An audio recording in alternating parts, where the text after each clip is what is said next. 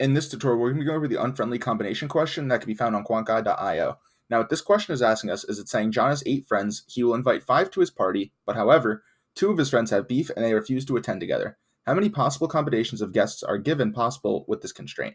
Now, what we can do here is we could think we're going to have to do all combinations and we're going to have to subtract out the unfavorable combinations. That will give us the total number of combinations of guests that are possible.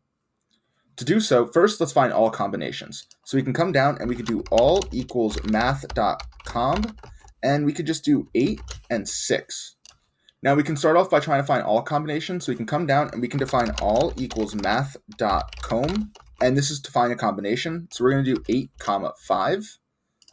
We do 8, 5 because there's 8 friends and we're trying to find combinations of 5. We could run this and we could see that all is going to return us 56. Now here we're going to define unfavorable.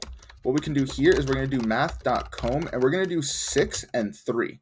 Now this is because 2 of the friends have beef. So if we subtract 2 from 8, which is going to be 6, and 2 from 5, which is going to be 3, that'll give us our unfavorable combinations. Now in this case, we could see unfavorable is going to return us 20.